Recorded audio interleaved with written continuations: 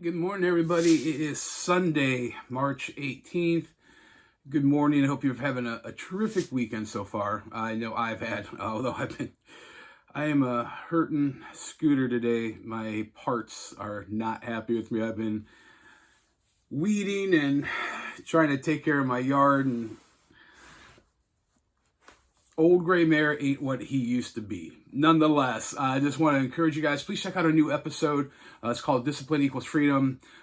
Norm, one of our co-hosts, kind of gives his testimony, tells a little bit about his background and where he came from. And it's probably one of my favorite episodes we've done in a while. And a lot of people have been really digging it and relating to it. So if you know people that are having trouble with addiction or that are having struggles with overcoming things, let them check that out.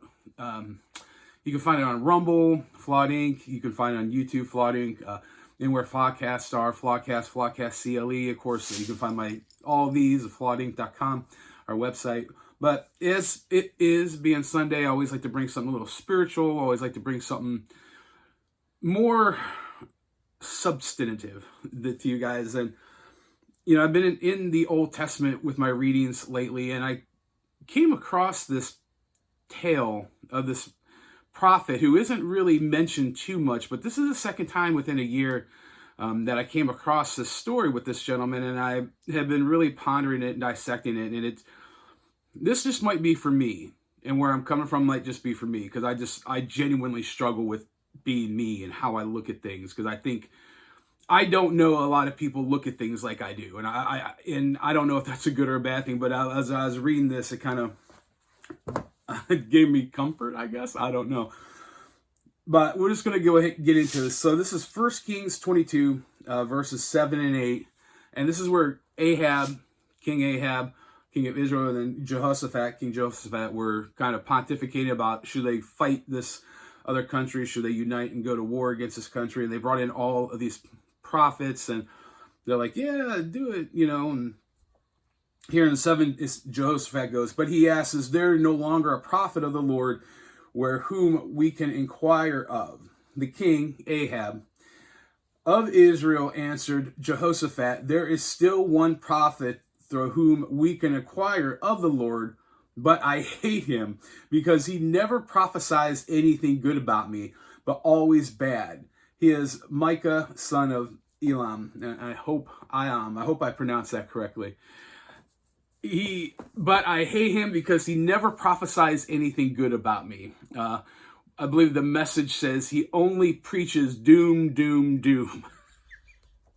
I think that's how the Message Bible words it. And I started thinking about that in regards how it applies to me, and the fact that I've come across this twice in a year, and the first time I was praying, I felt like I should share this with a friend, and now I just through happenstance come across it again. And the fact that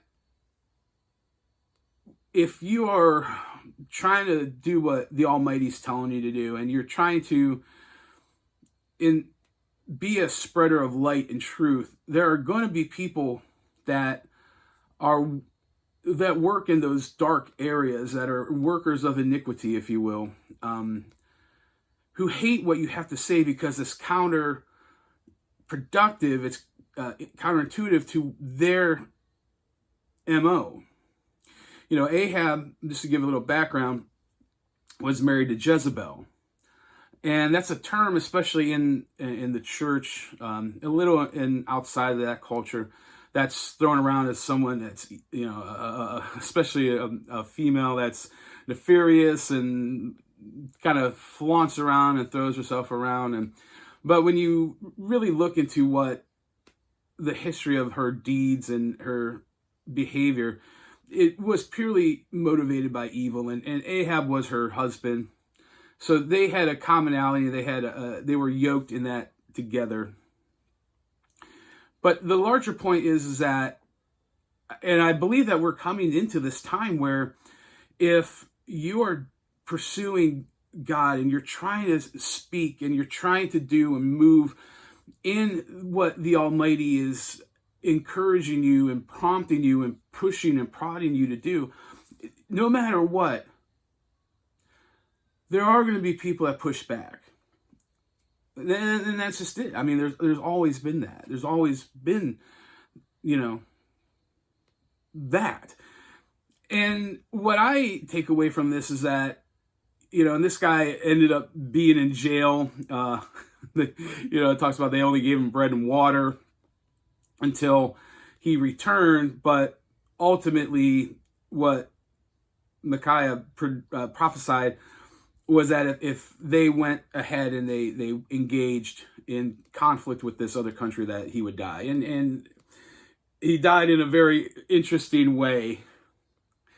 I'll let you, if you were so inclined to read that story. But, as I think about this time that we're in, it's hard because to me, it's kind of blatant, like, what's happening. There's things to me that are just very obvious, like, yeah, this is not good. This is probably not anything you'd want to wrap yourself up with or pledge any kind of allegiance to. And you can warn people and you can tell people and you can encourage people. But at the end, and especially, when Christ talks about the days I believe that we're either entering or that we're in, I don't know how that works, but, he talks that people be lovers of evil and hate what is good.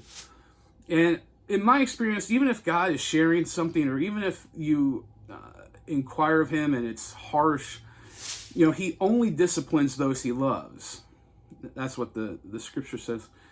So even if God is saying something harsh, it is for our own betterment, it's for our own enrichment, it's for our own instruction so that we can learn and possibly avoid something. And just to try to maybe encourage myself or encourage others that are listening, George Orwell said, in a time of universal deceit, to tell the truth is a revolutionary act.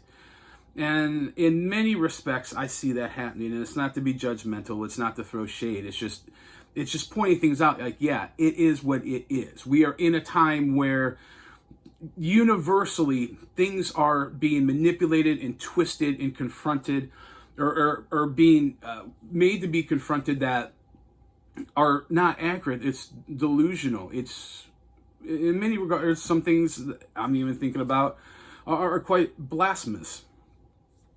And of course, if you speak against, or if you confront evil, if you confront tyranny, if you speak truth to power, as it were, there's always going to be a pushback. There's always going to be those that are going to,